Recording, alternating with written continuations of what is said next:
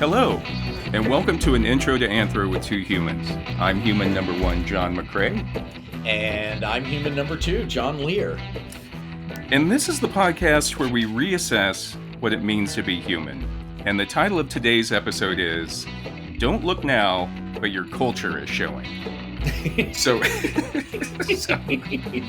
we'll discuss that later. But this is the big granddaddy of them all, isn't it? If you're talking about the biggest category in anthropology, wouldn't culture touch on just about everything?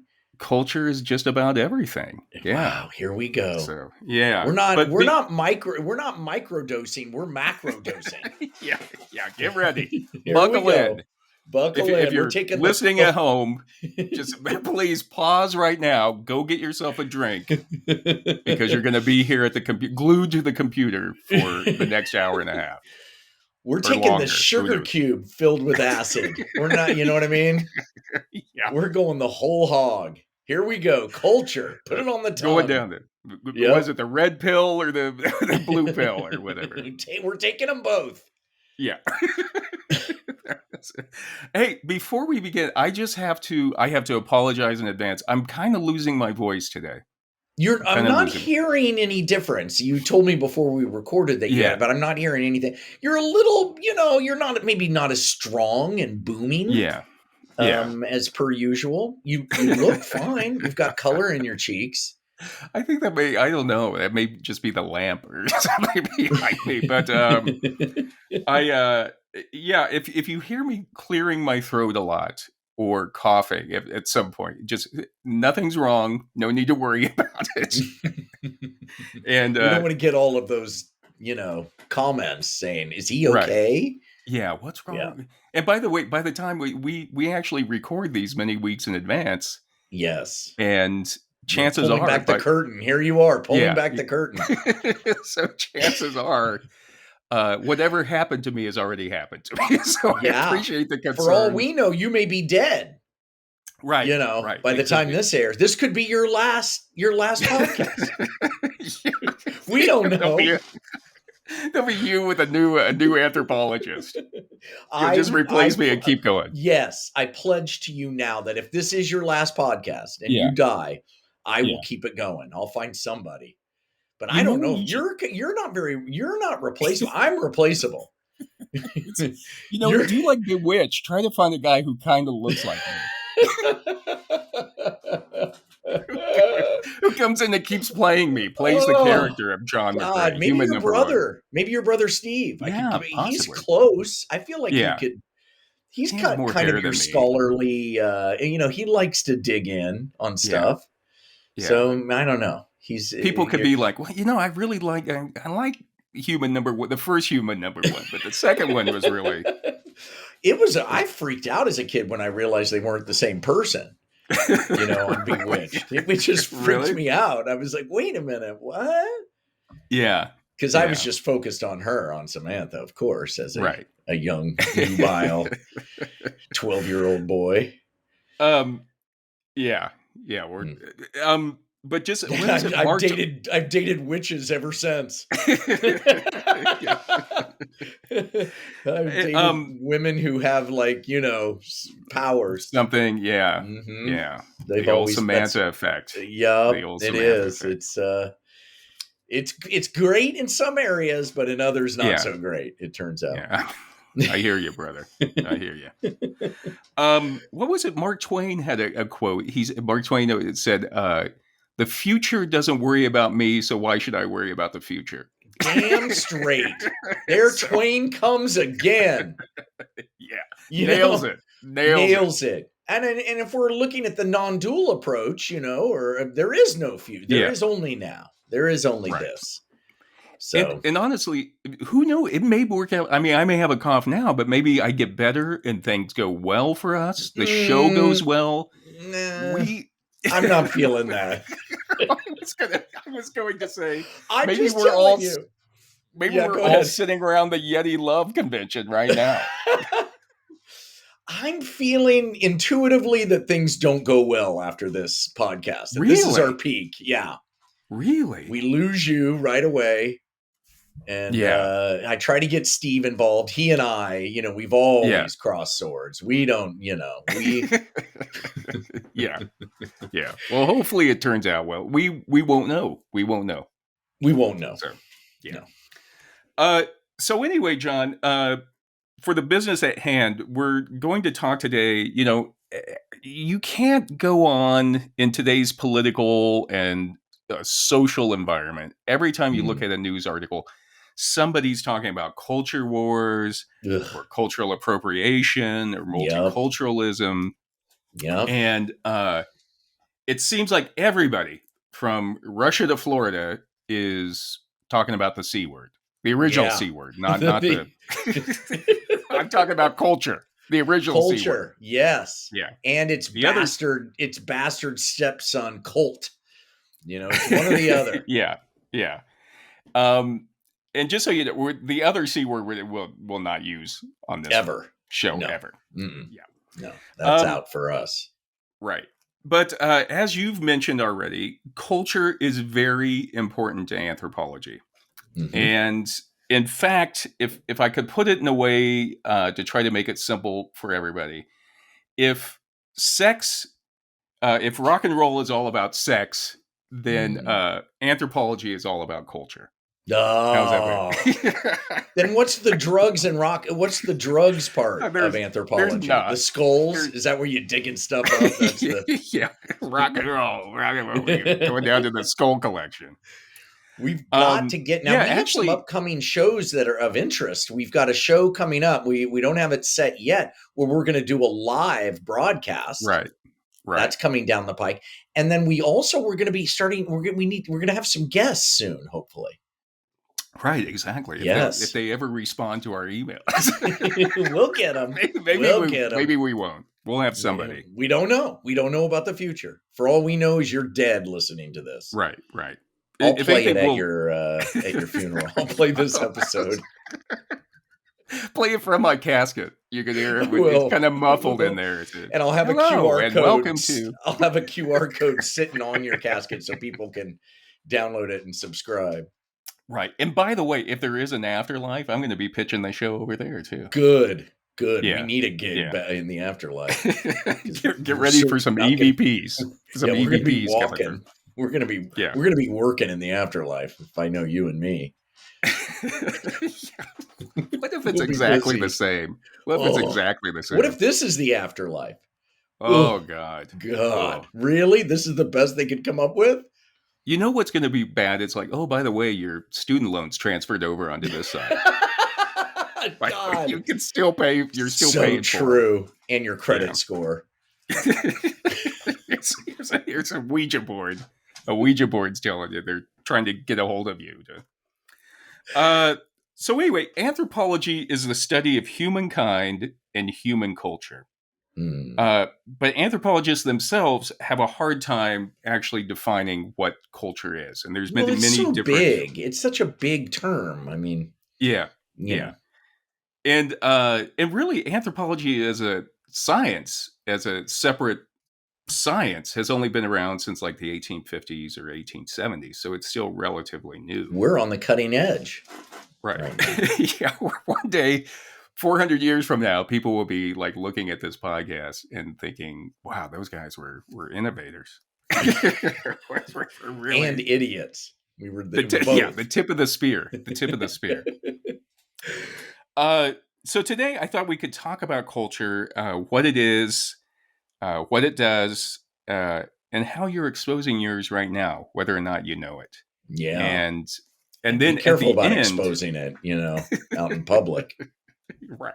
Keep your culture in your pants. Keep it in your pants. And then maybe at the end, towards the end of this episode, what we can do is we can do some practical exercises to see to test ourselves to see. You're speaking my language. This is great. You're one that you like doing the practical exercise. I like whatever curveball you throw. I'm so lockstep behind you. Go ahead. I'm sorry. When you were in school, pop quizzes. Did you like pop quizzes? No, I never did. Yeah. I was a good student though. I was a good student, but I'd prefer some advance notice, but that's all right. No, nobody likes pop quizzes. No, but it is a good way to measure where you are. Yeah. So that's what we're going to do at the end of this. Right. We'll see if everyone's been listening. We were once in a poker game, you and I, with an electrified dog collar. Do you remember? I do remember. Have we spoken about this on the podcast? It's hard for me to remember what we've spoken about as people and what we've spoken about on the podcast. I don't think I've ever brought this up. No, I don't think it's come okay. Yeah. So there was a friend of ours had a dog collar, a training dog collar for his dog, and he had a remote control where he could zap his dog. You could give him a 1 up to a 5, and each number was higher and higher, which I thought was inhumane. I did not. Yeah, it is. But the dog collar was removed from the dog during the poker game, and if you wanted a card, you took a 1. And you'd have to hang on to the dog collar, and then the dealer would hold the remote control, as I recall. Yeah. And just shock you to see how much. Shock you. Now, did you take a 5? Or I feel like you took the highest setting. I took a high one, because I was like, this hand is terrible. I need 5 new cards. If poker wasn't stressful enough, we had to add electricity to it. And I recall, my recollection is that you took a 5. Most likely I did, honestly. My God. I remember, like, it's, you want to win. You want to win. We were young. We were young. Yeah. Obviously, we were still drinking back then, I believe. I also, I won't do anything to my dog that I won't have done to myself. So I'm very loose as far as Mary is the disciplinarian. I like sit down and try to reason with the dog and talk too. out. I'm that way with my kids too. I'm the easy one. I'll be like, no, I'll say no once and then they'll actually get it. All right. Yeah. But I remember you holding on to the electrodes on the dog collar. And the dealer, who I believe was Keefus, Tom, a fan of our show, was holding the remote control. God, that was an intense moment in my life. And we were all looking at you, and you were like looking at him. That was intense, man. All right, so Edward B. Tyler in 1871 was an anthropologist, and he described culture as, quote, the complex whole which includes knowledge, belief, art, law, morals, custom, and any other capabilities acquired by a human as a member of society. Wow. Now that's a big category. Right. That encompasses a lot. It's everything. It's talking about everything. Yeah. Conrad Cottak, who wrote a textbook about anthropology, he defines it as traditions and customs transmitted through learning that form and guide the beliefs and behaviors of the people exposed to them. Okay, that's where I really connect to that definition. It's what's passed on. Right. It's what's passed on, and then you take it and add to it. It's blockchain. Really? Is it? I don't know. Maybe organic. I never understood blockchain. Now I don't either. Say it's like culture, then suddenly I understand it. I'm like, one of our friends way back in the day told me to do this thing called blockchain mining. He said you could just run this link. I'll send it to you, and your computer does it at night. And this was like in the 90s, right? And I mean, there weren't links. I mean, it was just, I didn't even understand it. But he's like, look, you just have your laptop do it. I'm telling you, you'll make money on it. I was like, you idiot. Never did it. Now I'd be a millionaire. Yeah. It could have been running on your old Apple or something. Right. He said it won't do very much because I had an IBM at that point. I mean, I had barely a computer. Now I'd be rich. Like just every few every night, like a few millicents or something, and over that's time, right. You're like, you're a billionaire. Over time, you're a billionaire. Yep. You guys used to you had early computers though at your house because your dad was he was an early computer guy. So we had computers growing up. A lot of good it did me. He didn't pass any of that down to you? Do you feel like I'm comfortable with computers. I handle all the tech on our show, and I'm comfortable. I'm not afraid of them, Right. My dad used to do this thing when he was teaching people how to use computers. He would just go up, if they were getting frustrated, he'd go up and he'd do it very dramatically in my dad's style, where he'd go up and he'd just pull the plug. And then the computer, see, you're in charge. What? Yeah. Whenever he was training older people, I don't know what to do. And he'd just walk over and pull the plug. See, that's all it is. An appliance. Really? Did that help? Or did I don't know, but I remember it. I don't know. That'd be like throwing somebody into the pool with no water in it. Yeah. See, what are you afraid of? There's a bottom there that you can. Obviously, he didn't know what he was doing. Later in life, he sold Amway. So, Your father always had, he was so, wherever he had the computer cards. Oh, he always had the computer cards. Because he used computer cards. I mean, my brother and I did key punching and actually we wrote a program using computer cards. Isn't that crazy? Little holes in cardboard. I still have them. I have one right here. I think I do. Yeah, look at that. Right, he's holding up a computer card. There it is. Mm-hmm. No punches in there. That one's ready to go. Here's the interesting thing. There are 88 numbers on a computer card and 88 keys on a piano. Really? Yeah. That's like the divine number or something. Culture. It's culture. See how I bring us right back? Yeah, I like it. Kenneth Feder and Michael Park, who are also anthropologists, define culture as the non-genetic means of adaptation. Those things that people invent or develop and pass down. That's kind of like how you're defining it. Yes. I really respond to that. But then it gets hazy. Like our last episode, we were talking about where fear comes from. And are there basic fears that are hardwired into us? And then that wouldn't be culture. But we build on that, if there is such a thing. I don't know. We don't know about anthropologic psychology, where what do we retain just from our DNA? Right. Crazy. Yeah. But so my professor, Dr. Warren Lehr, who is my thesis advisor, he's probably like, oh God, please don't say my name on that podcast. He should be a follower. He should be on our show. Let's have him as a guest. He's hilarious. He's a very funny guy. Very funny. Brilliant guy. Very funny.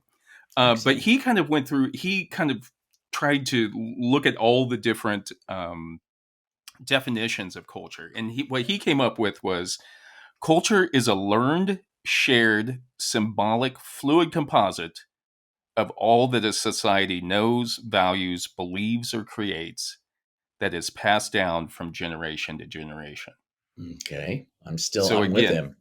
That's a good one.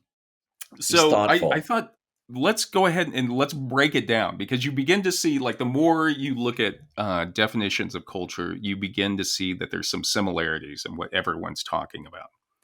Sure do. And first off, culture is learned. It's not biological, like you mentioned already. Yeah. You aren't born with culture. Right.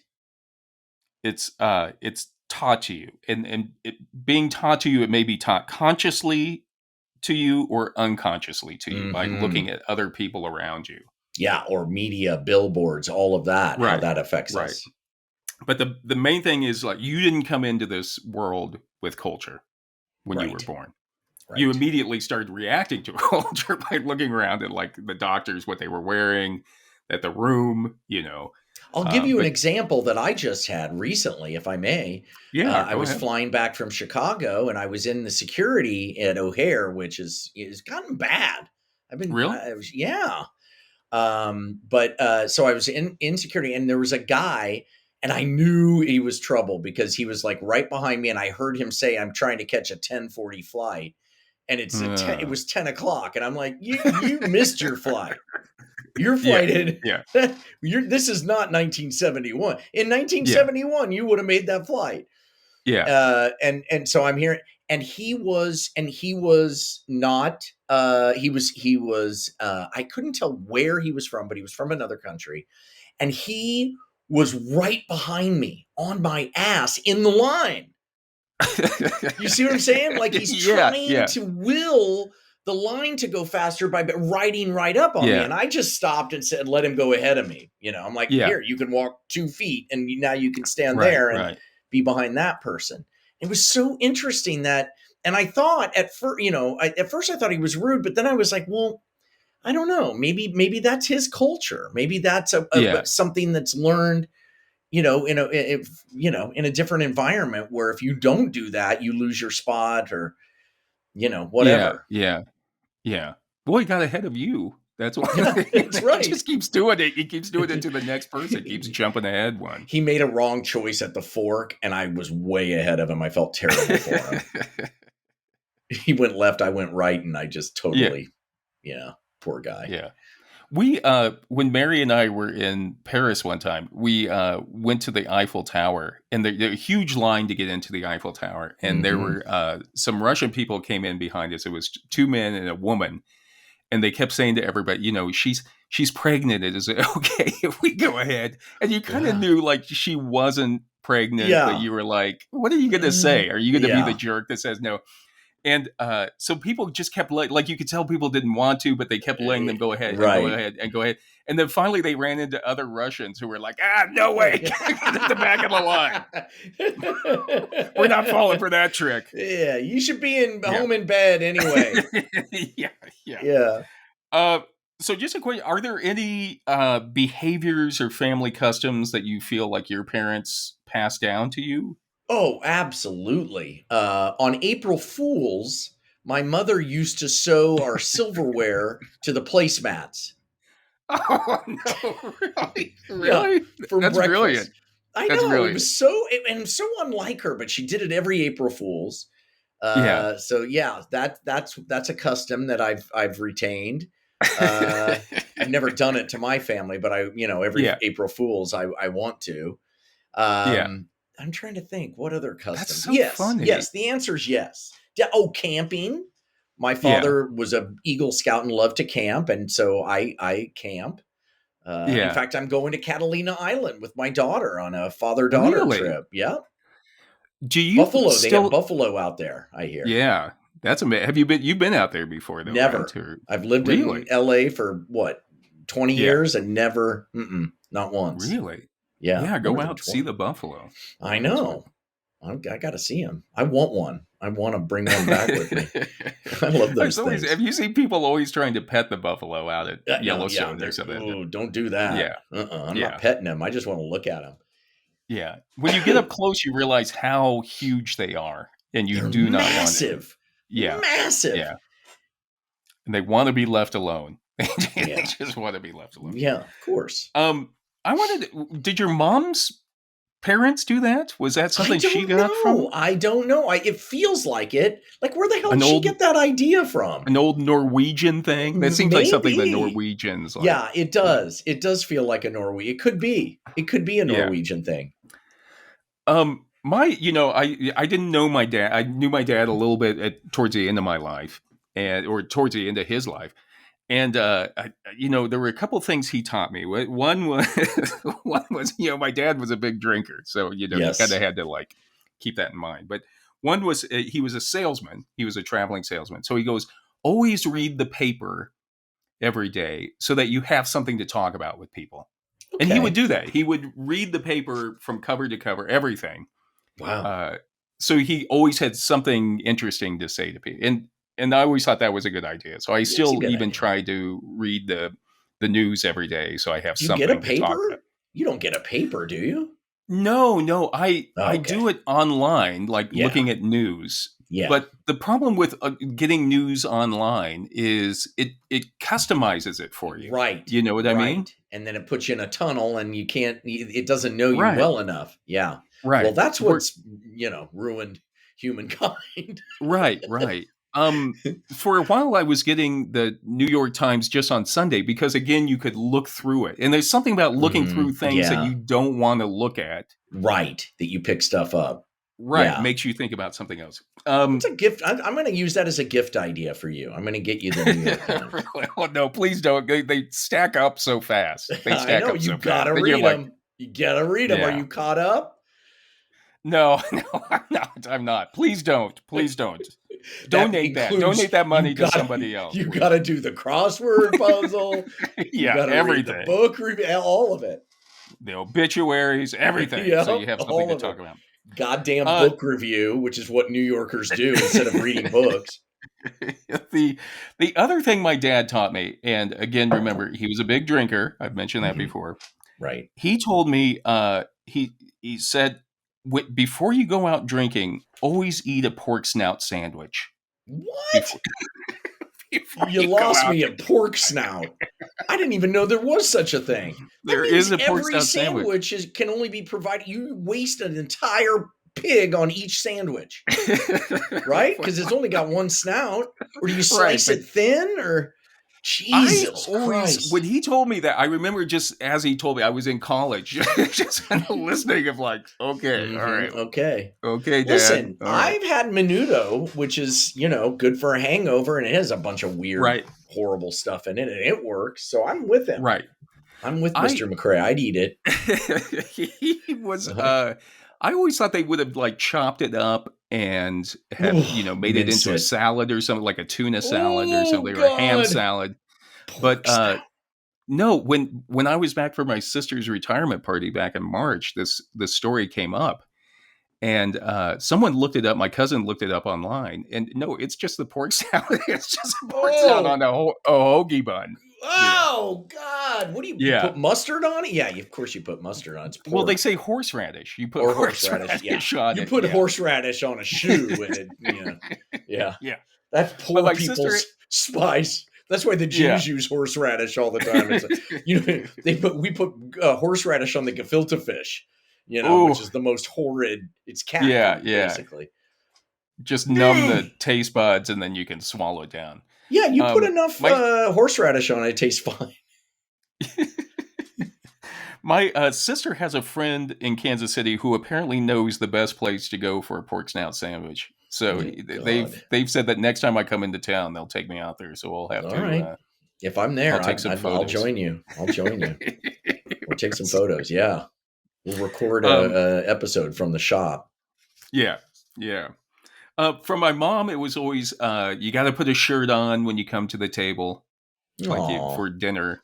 Yeah, so, that's a mother who had a bunch of sons, a bunch of sweaty, gross sons. Yeah. Put a shirt on. And the old take your hat off at the table. And apparently that was passed down to her from her family. She said her parents would never let you like have the hat on at the table during a dinner or something. So. Your mom was. I always liked going there for St. Patrick's Day and the cabbage and she was. That was great. She was great. God, what a remarkable woman. Both of our mothers. Thank you. Both of them. Yeah. Mm-hmm. I found some photos of your mom recently, which I don't know. I'll ask you before I post them, but if we ever want to post them, maybe post away. I have one of her getting arrested. That's hilarious. Anti-nuclear. My mom was a socialist in Kansas. Yeah. Yeah. Your mom was like fearless, though. She was like so tiny and sweet. So sweet, but man, she was unstoppable. Amazing. Are there any things that you feel like you've passed down to your kids? Any family cultures, customs? Coffee table's a good place for your feet while you're watching stuff. You're going camping. You're camping. Yeah, I do. Yeah, I do stuff. I think. I don't know. God, I wish one of them was here. We could ask him. If there's I don't know, like foods or we're a pretty strange household. I mean, it's a free for all here. Hey, do you still have? You had that big camping box that your dad made, right? I did, but I don't have it anymore. It was too heavy and bulky. Yeah, that thing was, but I have pieces of it. I have a bunch of camping stuff from my dad and a bunch of tools too. I have I have a level, like a 6-inch level, which is really handy. Not to have the big one. Yeah. And my grandfather made it, and that's kind of a prized possession for me. Yeah, that is. Yeah. I was trying to think of you trying to get that box onto the ferry over to Catalina, just like. My dad made this huge wooden box that would fold into like a kitchenette. It was a good idea, except it was the size of a casket. Yeah. Is it possible to do it was so heavy. You couldn't lift it up. So heavy. You couldn't lift it. Okay, so secondly, culture is shared.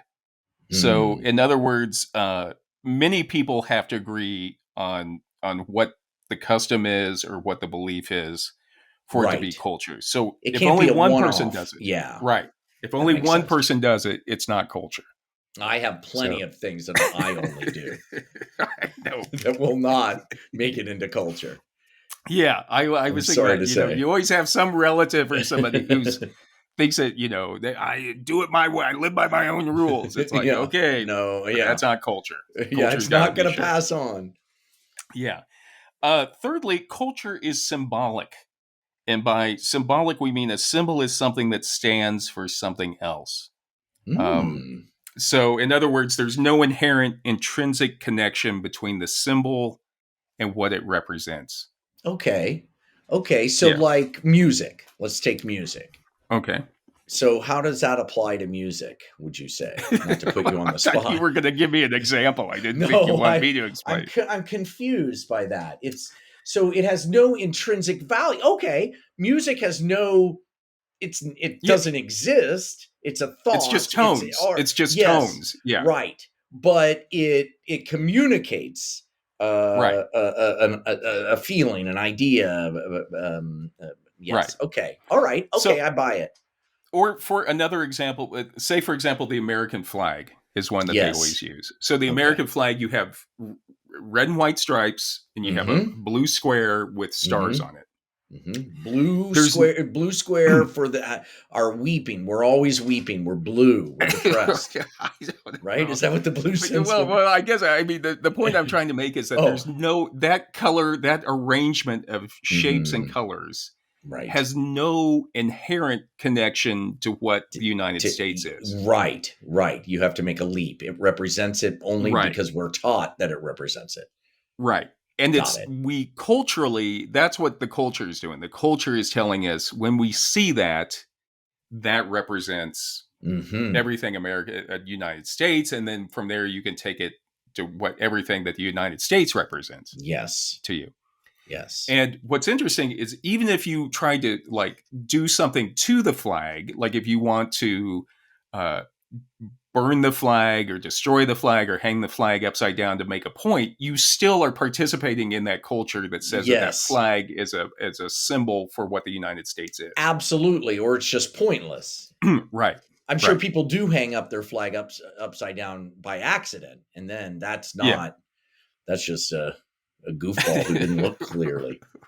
Right, but you're still accepting that arrangement of colors and shapes on a cloth represents the United States. Right. Yeah. Good point. Good.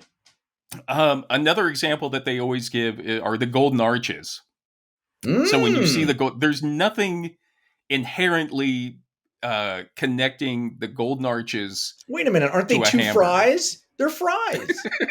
I always thought the golden arches were two fries. Really? I don't know.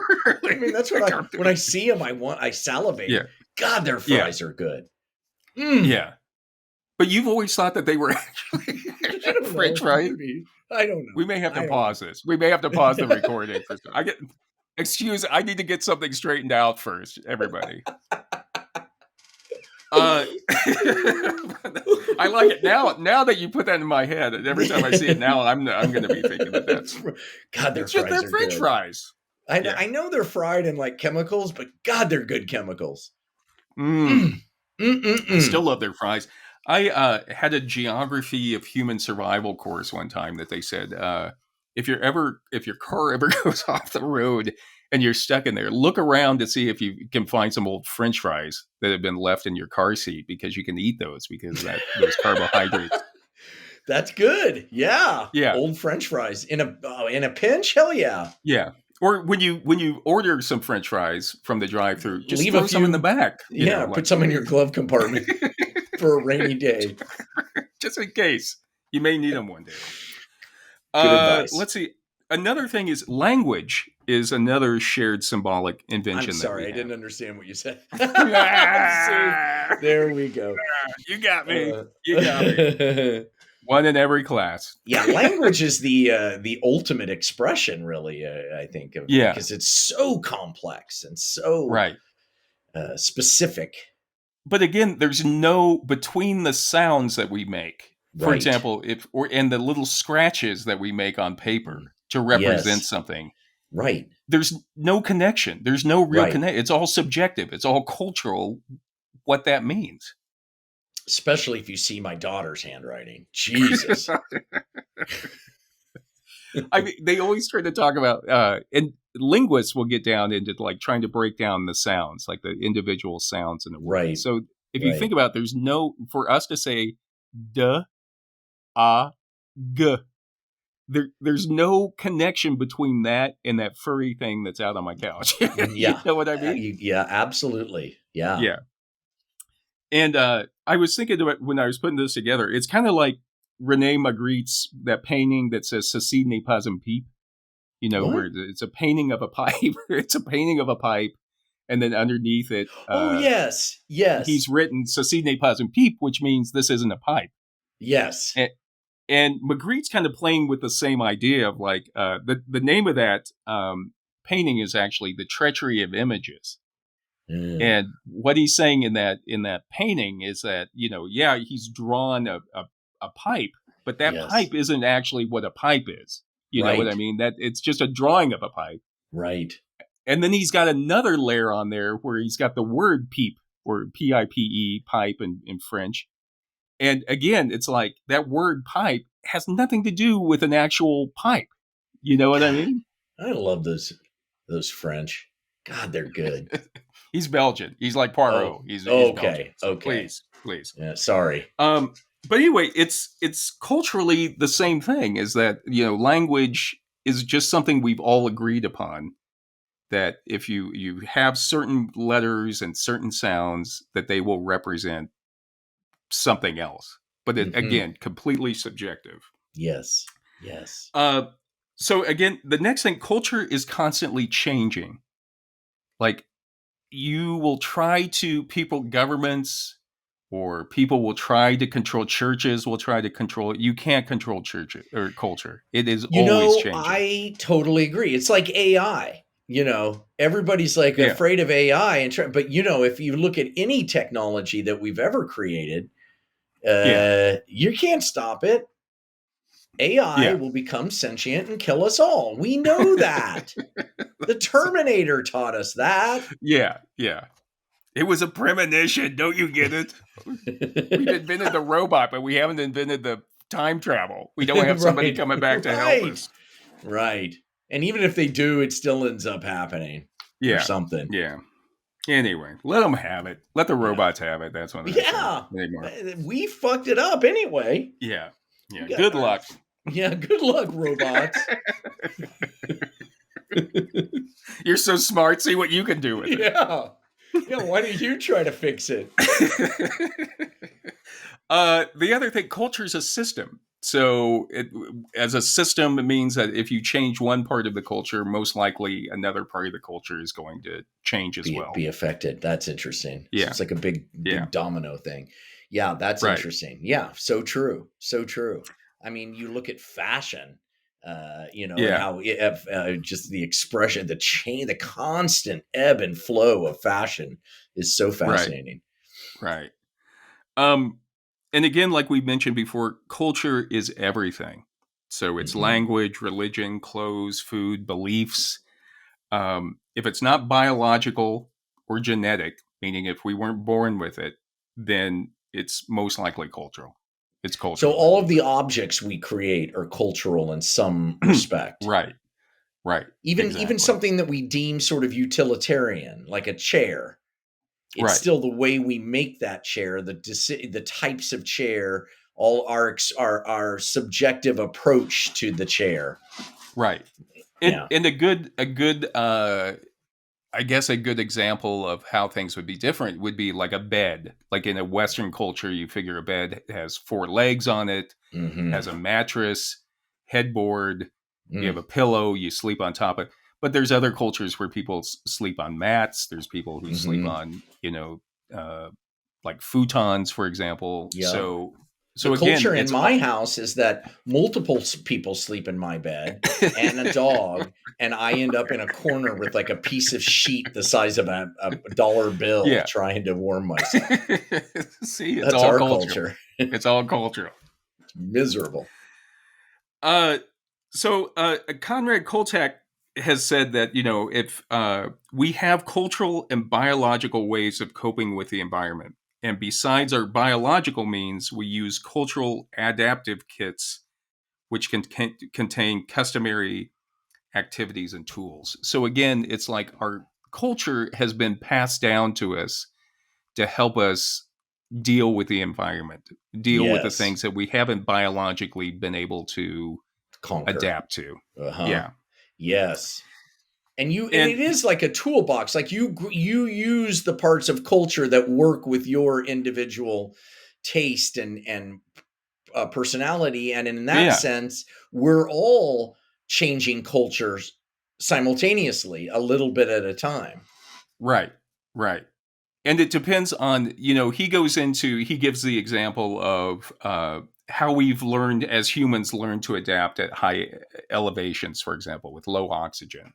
Mm-hmm. And there are certain biological adaptations. For example, people who have been born, the indigenous populations, like in the Andes or the Himalayas, that they generally have a larger lung capacity. Like genetically, they've like adapted by having large lung capacity to deal with that lack of oxygen. Right.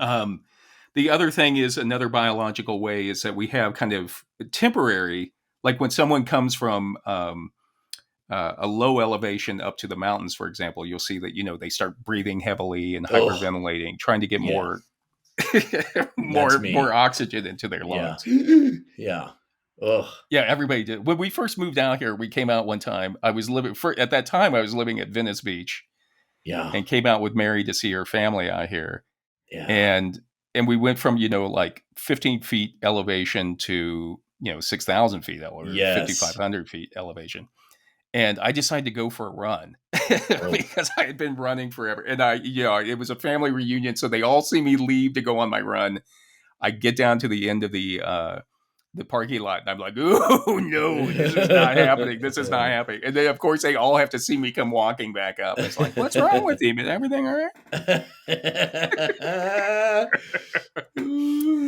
So that's another like biological adaptation. It's like our body responds and tries to get more oxygen in there by hyperventilating. Right. And then, of course, Cottak says, well, the cultural solution to that problem of humans living up at higher elevation is that we come up with oxygen tanks or pressurize. I take Advil. Yeah. They always say also drink a lot of water. Drink a lot of water. Everybody says drink a lot of water. Yeah. Everything is, have you drank a lot of water? Drink a lot of water. Yeah. Stay hydrated. Yeah. Everything. I drink a ton of water. All I'm doing is drinking water. Are you drinking water now? Take a drink. I'm going to take a drink. All right, cheers. It's a big cup. When I worked at the Santa Fe Opera one summer, and people used to come up, they'd fly in immediately to Albuquerque, drive up to, fly in from like some lowland area, drive up to Santa Fe, start drinking out in the parking lot. Oh boy. Come into the opera and immediately keel over. Wait, why are people drinking in the parking lot of the opera house? What is like they're tailgating out there? They tailgate? Yeah. What? Yeah, that's a big deal at Are they barbecuing and drinking wine? They drink wine. They try to upscale it, so they're having like steak and lobster. It's not like your typical just pounding wine. They're just pounding box wine to get through the opera. Jesus Christ! They immediately come in with the elevation. The first 2 hours, I'm like, okay, now I'm ready for it to end. But no, you're not even halfway. Oh yeah, Jesus, yeah. Ugh. And the Santa Fe Opera, like, it starts late because it's outdoors, so you have to wait for the sun to go down. So you're getting up, go right to work when the opera's over. Yeah. One of my jobs as an usher would be to go around wake people up. Yeah. They'd still be asleep when it was over. God. So, all right, John. So I think we have a little bit of an idea of what culture is. Yes, so, you've done an excellent job. I want to commend you. Yes, you have. So I know that you've done, we're going to do a few practical exercises now. Oh shit. Okay. So get ready. Do you want to? Okay. Do you want to get ready? Go back over your notes. I just want to take my pants off to have a little bit more room here in case it's something physical. I hope you have been taking notes. You take notes? No, but I've got these recorded. Right. I'm going to go back and listen to them all before the finals. But here we go. I didn't prepare for a pop quiz. Jesus. I'm not sure. Did I mention, like, when I was teaching up at college as a TA, there were like people who would come in and never take a note. They just sit in the front row with their arms across. Do you think they were recording with their phone or something? No, they were just sitting there, and I thought, well, maybe they're so good that they don't need to take notes. And well, they say you either go to the lectures or you read the books, right? So maybe they're going to the lecture and but not taking notes, and then just skimming the book. Maybe. And between the two, did they do well? No, they failed.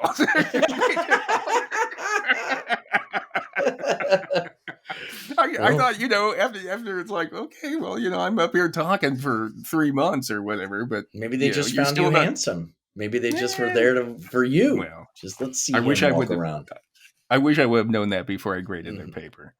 Okay, so. You should use a lectern a podium rather than a lectern, so you can show off your legs and really give us a better look. You hide behind that lectern. Bike shorts. We don't see a thing except for your head. Bike shorts, a tie, a sport jacket. Like the guitarist for AC/DC. Yeah. Angus Young. Who's your TA? Oh, it's that old guy that looks like Angus Young. You can pull Angus off. You can pull him off. So, John, I know you've done a lot of traveling this year. You've been to Austria, Norway. Yeah. And where else? A bunch of other places too. All over the country too. All over the United States. Culture shock is the psychological disorientation experienced when attempting to operate in a radically different cultural environment, Cottak says. Did you experience any culture shock? I most certainly did. I remember Austria particularly. There's it's super clean. Super clean. Yeah. I mean, I didn't see a pool of vomit once the whole time I was there. I mean, I think we saw That's one thing it has going for it. We saw 2 homeless people, and one of them I don't even know for sure, and no graffiti. And really? And it kind of spooked me a little. I mean, I live in Los Angeles, which is as you know, a cesspool, and I needed a little. I don't know. I found myself kind of being like I was in a theme park or something. Like it wasn't real. I felt like it wasn't real. And I remember going to a stoplight. We were performing, so we were getting off work late at night. So it was like 1 or 2 in the morning.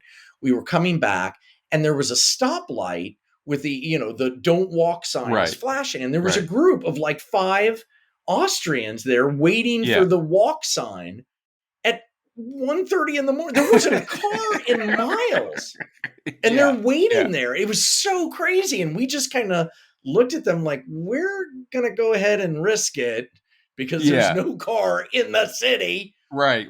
But they didn't. They waited and then they walked away. And so, that was shocky to me. I was sort of like, huh? Okay. Yeah.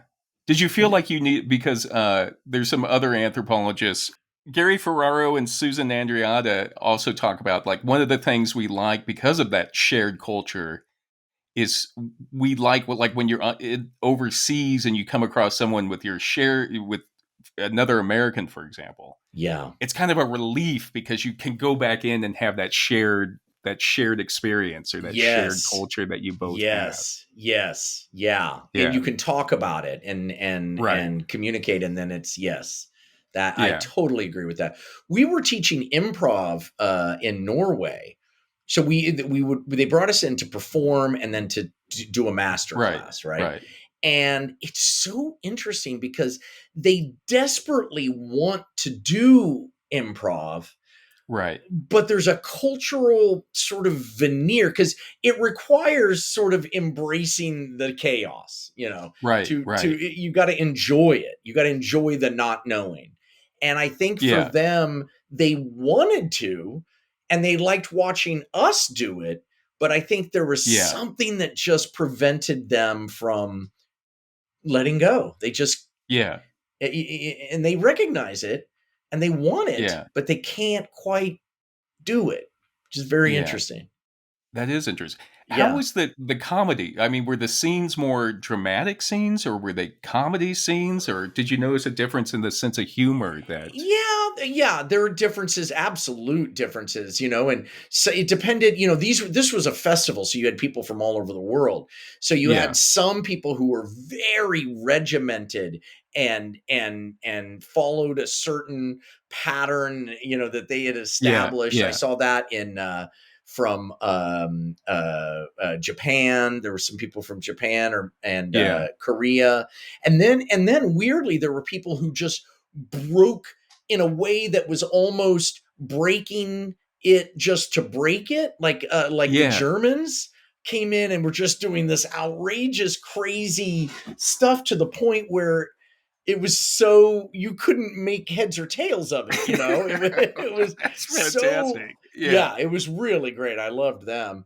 But it's hard to say, we had a group from, oh God, where were they from? I think they were French, who brought in AI and improvised with an AI robot that they had connected. Really? Yes. Yeah. Which was, AI ain't ready for comedy. Unfortunately, it was pretty boring. Did you have to break it to the robot? Like, by the way. Yeah. He just kept going. She, he, they, it. Just, please stop. Yeah. Please stop improvising, robot. Yeah, no. That's fascinating. We have to do one just really. Improv is an interesting way to express culture because it's so psychological and it's so on the fly. So you can't really control what you can't control what you're saying or doing in lots of ways. I mean, ultimately, what ends up coming out is your subconscious, what you're, because it was, improv was developed for therapy initially. So it's very interesting to see. You really get a sense of culture by watching the culture improvise. It's a great way to get that's fascinating. Get a sense of them, Yeah. We need to we need to do an episode just on that. And then have people come in, have guests come in and talk about like maybe from different cultures. Oh, that's cool. We're going back to Austria. We're going to Austria and Germany. So we could do it from, you and I will do a podcast from the festival. To do it from there. I'd love to talk to people like how they interpret, it's culturally, how they interpret the, get some names, I guess. Get some names. You got it. I'll do it. Try to find that robot. Great idea. I'll find him. Oh, he'll be there. No matter what, he could do like 30 shows a day. Yeah, it could be the shittiest show ever, and he'll just come right back. The son of a bitch. I gotta go. He's never depressed. He's never depressed after bad. I gotta hold myself in the fetal position in my hotel bedroom. But you just plug him in. He's right there. Hey, everybody! Give me a location. Just an empty theater, and he's still like just going away. Still going. What? But then somebody knocking at the door? Fine, he can have it. When we're all dead, he can sit in his empty stage filled with other robots. You know what? That's our science fiction film. It's like you advance like 2,000 years, and that robot is still like in it, like a forest has overgrown the club, everything, and the robot's still up there, like still doing it. Can I have a suggestion? And then another robot, anus. That's the salute. That's the one you always get. Always get an anus. That's our version of V'ger from the Star Trek movie. That robot is still, years later, that robot's still improvising. Okay, John. So just real quick, I purchased this book, and this book is called USA, The Essential Guide to Customs and Cultures. And I'm holding this up to the camera so people can see it. Yes. But this is a book that's written by, it's an Englishman or English man and woman. Of course. Not about, is it for the English to adapt to USA? Is it like a travel book? Holy Exactly. Shit. A cultural travel book. This is like, when we get the Fodors or whatever to go over to another, this is what other people get books too, to say how Americans, what our culture is like. And what we do. Yeah, but so it's filtered through the English, so we gotta put that caveat on it. I wish I could have got other books like this though, because I'd love to see. Interesting. It's always good to check in to see how everybody else in the world is looking at us. Well, what do they think of us? That we're just crazy. Like, how recently published was it? Do you know? This came out, I think, this year or last year. Oh, so it's talking about like the Trump and the impeachments and stuff. So it's all like recent. They think we're crazy, but they got Brexit. Don't forget Brexit, you idiots. You're just as stupid as we are.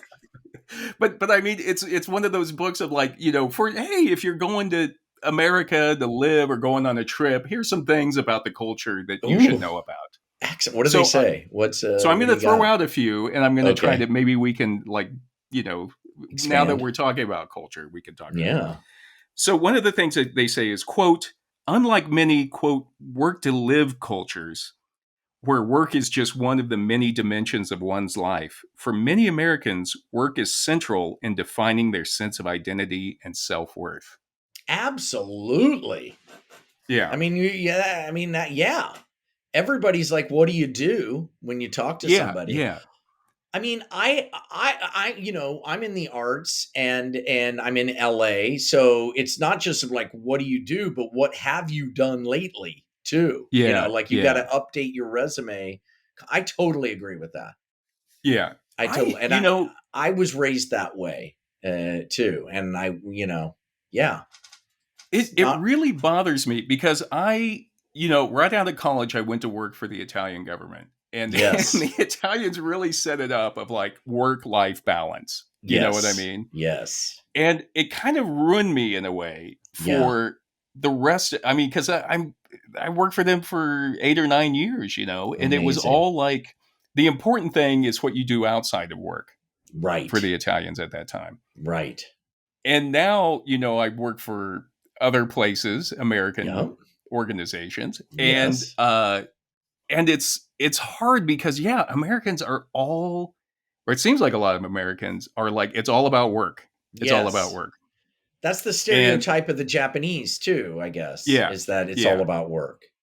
And I kind of like seeing like when they talk about Gen Z or, some of the new younger people who are like, hey, no, where I'm keeping work at work and I'm quiet quitting here and I'm just doing what I can, but this isn't who I am. I'm all for that.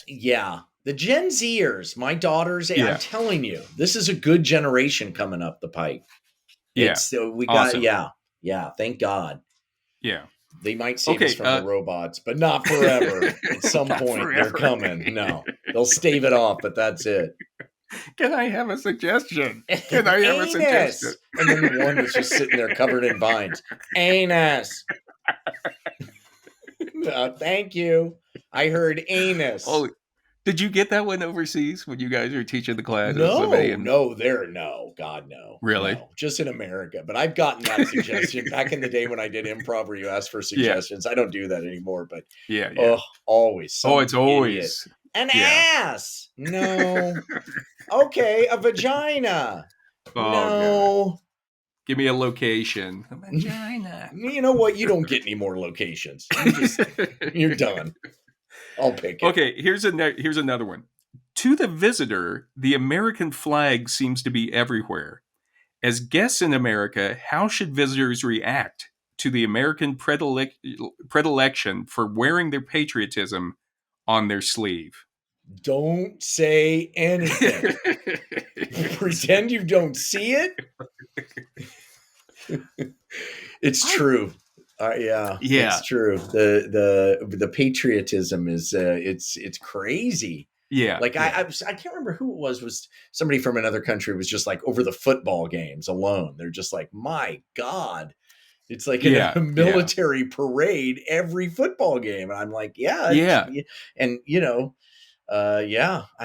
I guess that wasn't, that came in, around 9/11, I guess.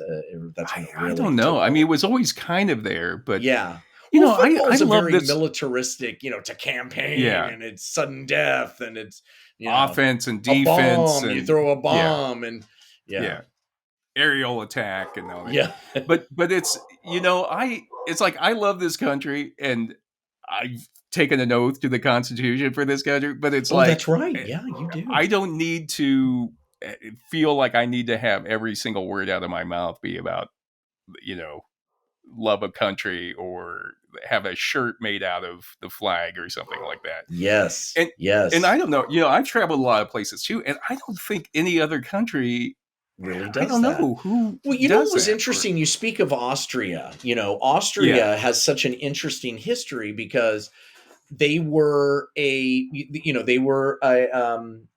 kingdom, right? They had a king, and they had all this royalty, and they did away with all of that. Where you can't even now, it's against the law, or not against the law, but against regulations to keep your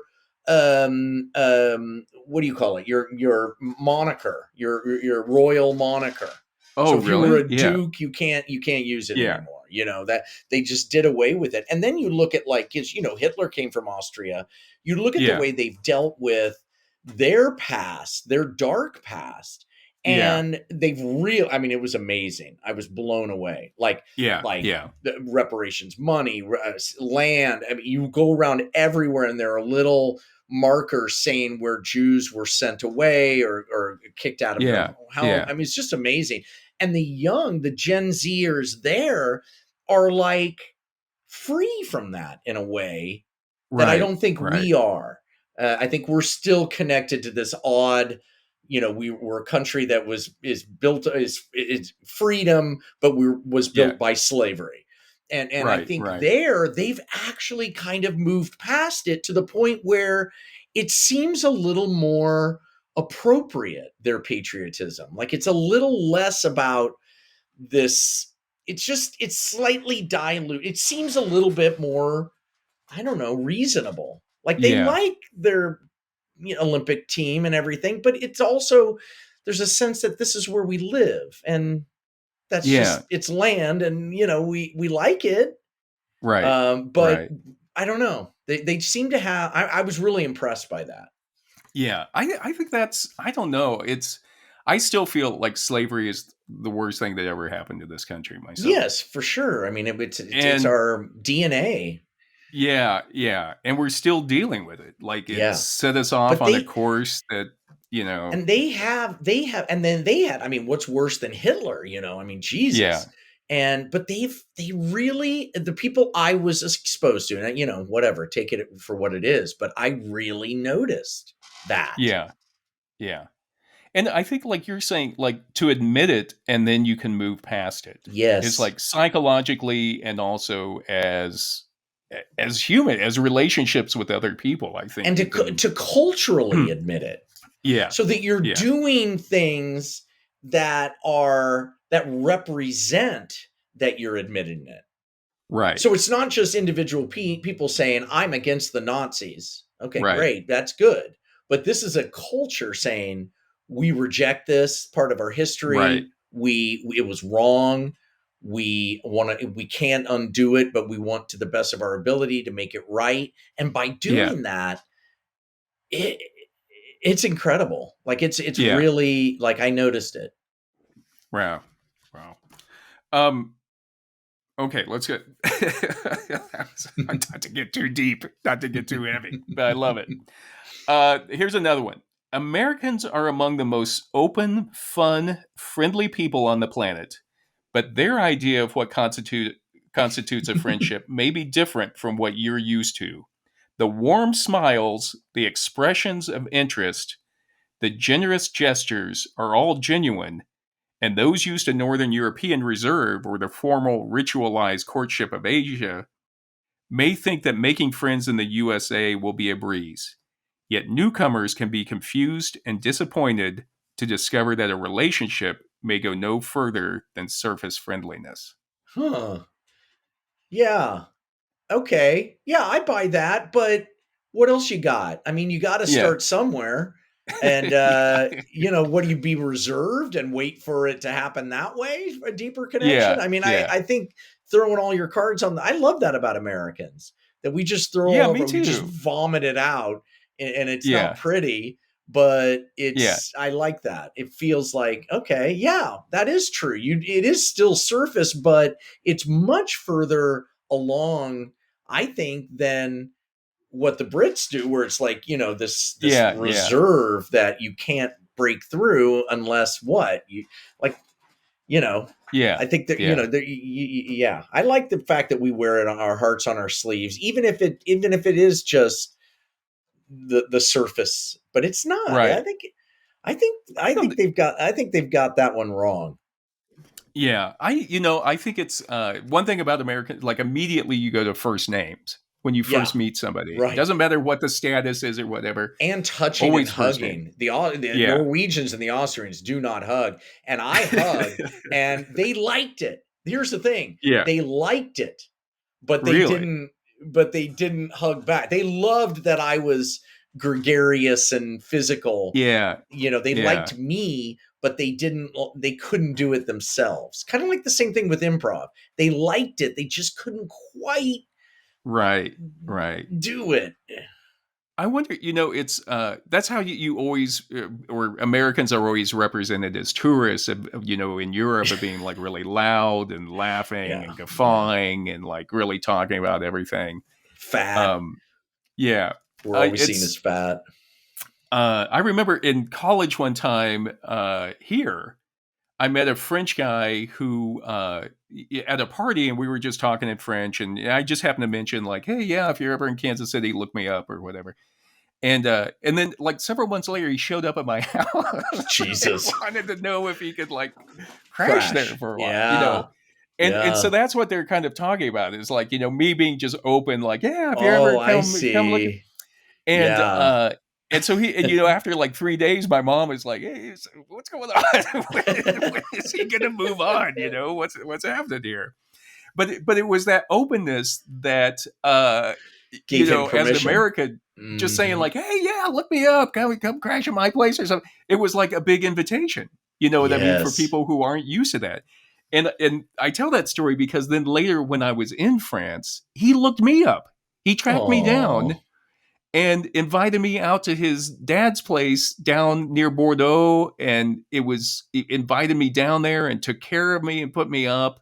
And then I just felt awful. It's one of those things where like, why was I being such an asshole about him just like, what was it off of my back for him just to crash at my place for a few days and do whatever he needed to do, But he didn't feel it. He enjoyed it. So you must have done something right. Yeah. Because he returned the favor. Yeah, we ended up being like really good friends, but it was like, it's just one of those things that's what they're talking about is Americans are very open, like, how you doing, buddy? And then come on over. And then for people who are from a reserve culture, that may be like, wow, we're really good friends. Right. We really connected. Yeah. All right, John. So I think we've done some good discussion here about culture. I hope. Yes, it got deep. It got light. Yeah. We were talking about vomit. I took my pants off. We decided that you could play the lead guitarist for AC/DC. We got a lot accomplished. Yeah. So I guess in conclusion, I would say, culture is everything. So when people are talking about culture, just know that culture, everything around you right now, what you're wearing, the language you're using, it's all culture. But not the booger in my nose. That's not. That's all yours. It's that not is culture. All yours. Yeah. And I guess if I had to say it, I would say that I myself love cultural differences. That's why I got into anthropology. I love going to new places. I love meeting new people. And I'm not afraid of cultural differences. It's weird how all these humans, these primates that have spread themselves all over the earth, are expressing their humanity slightly differently, each and every one of them. And then they do, and it's just a trip. It's a trip. Yeah, I love it. Embrace it. Embrace it. To me, it's like, it's the difference that keeps you interested. You know what I mean? And like everything that's going on and seeing how people do it differently. It's just cool. I don't know. Especially when you're on acid. When in doubt, dose and then travel overseas. They all anthropologic the fuck out of it when you're on acid. Yeah. You know what the best trip is when you're taking the train out of Amsterdam, because everybody's taking all the space cake, they're smoking all their joints, they're doing everything because they know when they get back to whatever country they're going to, they won't be able to do it. So everybody does it, and then about 30 minutes into that trip out of Amsterdam, you see it all kick in. Everybody's wasted. That's amazing. I love people watching, and my favorite people watching place of all time is the airport in Las Vegas. That is because it's the opposite of the Amsterdam. Yeah. Everybody's lost everything and hungover, and but then you got the fresh people coming in at the same time. It's magnificent. So exciting! It's like the big casino. It's the same thing that you get in the casino. You see everybody's happy going in, and then sad coming out. It's just all of humanity from all over the world, all over the country, all over the. It's fantastic. Highly recommend it. Spend a day at the Las Vegas International Airport, everybody. Go do a little field work. Go do some field work there. Take notes. You can, they've got some machines there you can play, gamble while you're people watching. You lost it all before you even got out of the baggage. I lost $1,000 in the Reno airport, right outside the Reno airport at a craps table. No. Yes. No. Yes. Oh. It was just everything was going so well. Do you fly through Reno when you go to Chicago? No. Really? I don't remember why we were there, but we were there. We had a layover. Yeah. We caught on the next plane and I'd lost $1,000. Oh, God. See you, Reno. Goodbye, Reno. Done it. Check it off. On my way. The bucket list. Where are we going next? Okay. All right, John. All right. Love you. Love you. This is human number 2. And John this is human number. Yeah. Sorry. Do you want me to take your lines? No. I got it. This is human number 2. John Lehr.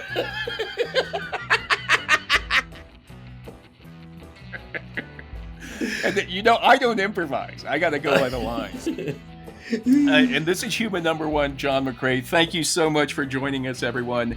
If you enjoyed this podcast and found it interesting, please tell a friend about it. Or better yet, if you can, cite it in a high school paper or college essay. Wear a billboard, wear a placard. Yeah.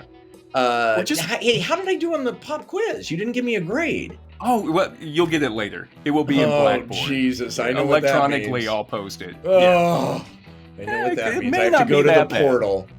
You son of a bitch. You can't do it to me face to face. Typical. You know what? I'm not your counselor or anything, but take some notes. Take some Jesus. notes. Okay. You sit there with your arms crossed, looking at me online. I'm like, you should be taking notes. All right. Good point. And also, don't forget to check out our Facebook page and our Instagram, where you'll find other photos and information to go along with all the podcasts. So again, thank you, everybody. We appreciate you joining us. Love you guys. Yep, John, love you. Love you. Talk to you later, man. Goodbye. Bye.